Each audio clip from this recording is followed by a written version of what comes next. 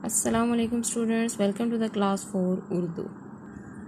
Students, आज हम सबक नंबर 7 किसान और बादशाह पढ़ेंगे, जो कि सफ़ा नंबर 62 पे है।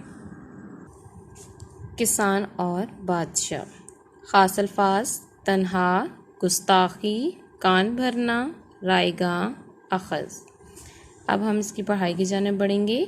शेख सादी ने ज़िंदगी का ज़्यादातर हिस्सा इल्म हासिल करने और सैर व सियाहत में गुजारा। गुलिस्तान और बोस्तान इनकी मशहूर किताबें हैं। हकायात इन वाक़यात को कहते हैं जो किसी शख्सियत ने अपने इल्म, तजर्बे और अमल से अख़ज़ किए हों। हकायात से लोग दानाई की बातें सीखते हैं। गुलिस्तान और बोस्तान दो मशहूर किताबों के नाम हैं, इनको अंडरलाइन करें। ये किसने लिखी हैं? इनके राइटर का नाम है शेख सादी। हकायात इन वाक़यात को कहते हैं जो किसी शख्सियत ने अपने इल्म, तजर्बे और अमल से अख़ज़ किए हों। लफ्ज़ हकायात को अंडरलाइन करें, ये पूरी लाइन अंडरलाइन करें। हकायात इन वाक़यात को कहते हैं जो किसी शख्सियत ने अपने इल्म, तजर्बे और अमल से अख़ज़ किए हों। हकायात से लोग दानाई की बातें सीखते हैं। लफ्ज़ दानाई को अंडरलाइन करें। दानाई का मतलब है अक्लमंदी। दानाई का क्या मतलब है? अक्लमंदी।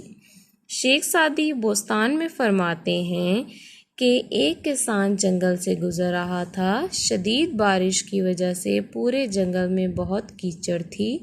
जंगल से गुजरते हुए किसान का गधा कीचड़ में फंस गया। उसने गधे को कीचड़ से निकालने की तन्हा बहुत कोशिश की। तन्हा का मतलब है अकेले, मगर सब रायगां गया। लफ्ज़ रायगां को अंडरलाइन करें। रायगां का मतलब है ज़ाया। किसान कुछ समझ नहीं पा रहा था कि वो क्या करे। कभी कभी जब इंसान को कुछ समझ नहीं आता तो वो अपना गुस्सा बिला वजह दूसरों पर निकालता है। बिला वजह का मतलब है बग़ैर किसी वजह के। बिला वजह का मतलब है बग़ैर किसी वजह के। इसी तरह सारी रात किसान परेशानी की आलम में सब जानने वालों को बुरा भला कहता रहा। परेशानी, लफ्ज़ परेशानी को अंडरलाइन करें। परेशानी का मतलब है फ़िक्र। परेशानी के आलम में आलम को अंडरलाइन करें। आलम का मतलब है हालत। आलम को क्या मतलब है? हालत।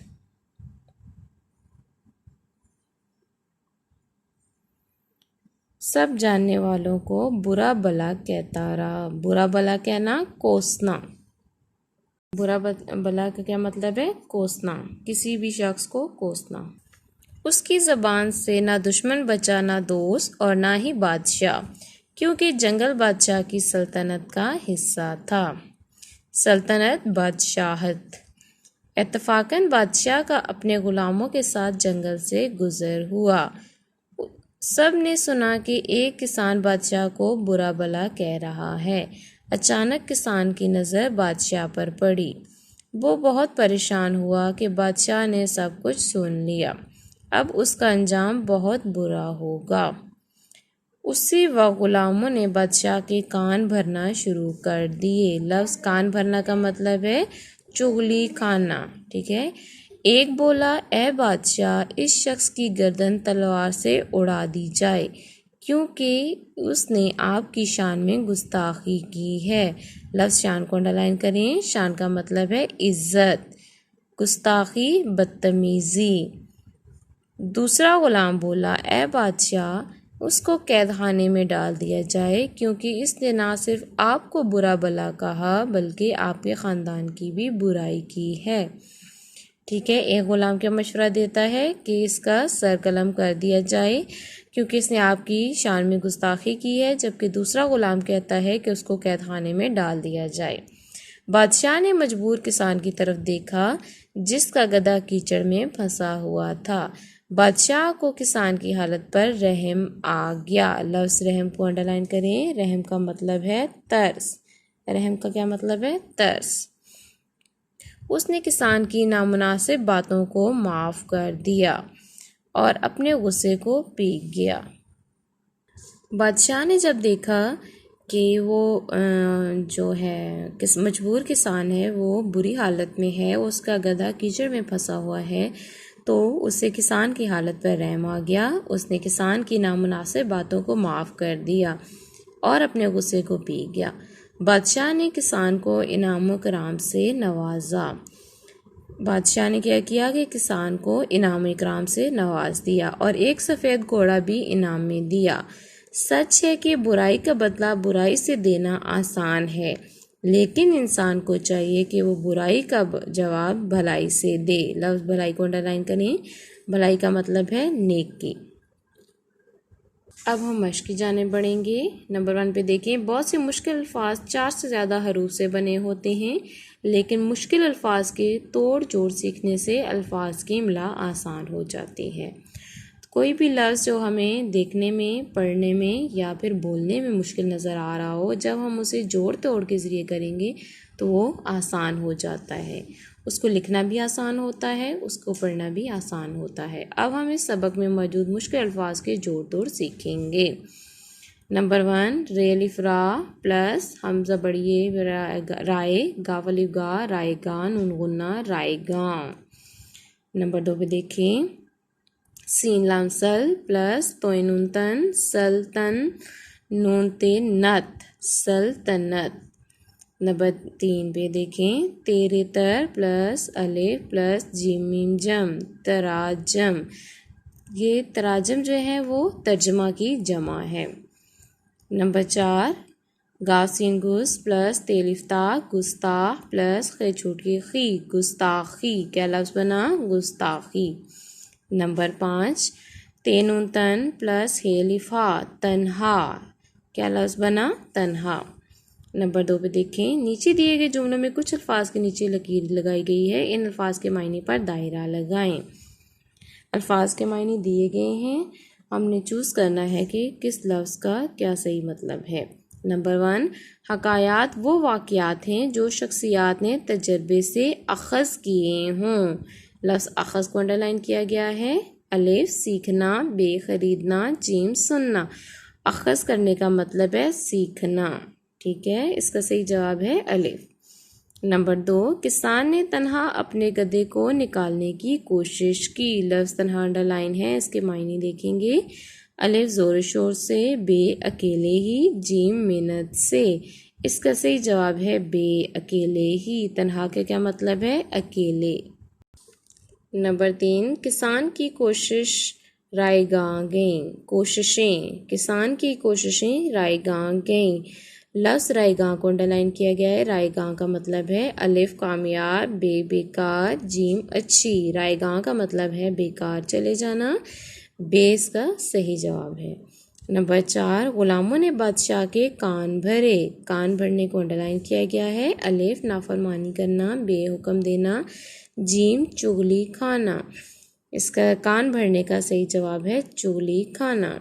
नंबर 5, ग़ुलामों ने कहा कि किसान ने गुस्ताखी की है। लफ्ज़ गुस्ताखी को अंडरलाइन किया गया है। गुस्ताखी के मायने देखेंगे। अलिफ मेहनत, बे बेअदबी, जीम फर्माबरदारी।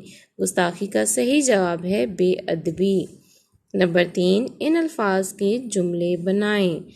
तन तन्हा, किसान ने तन तन्हा अपने गधे को कीचड़ से निकालने की कोशिश की।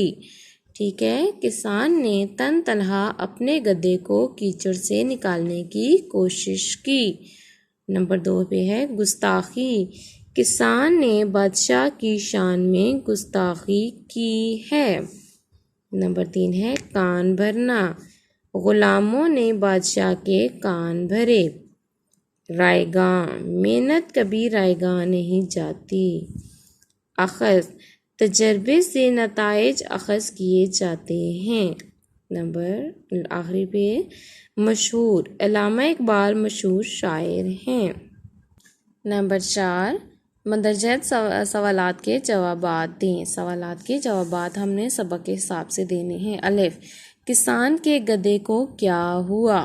जवाब है इसका, जंगल से गुजरते हुए किसान का गधा कीचड़ में फंस गया। जंगल से गुजरते हुए किसान का गधा कीचड़ में फंस गया। नंबर 2, किसान ने परेशानी के आलम में क्या किया?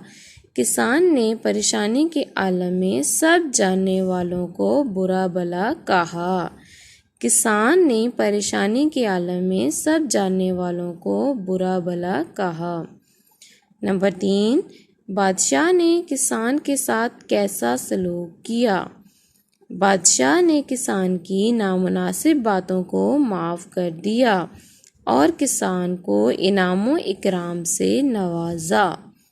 इसका जवाब क्या बनता है कि बादशाह ने किसान की नामुनासिब बातों को माफ़ कर दिया और किसान को इनामो इकराम से नवाजा।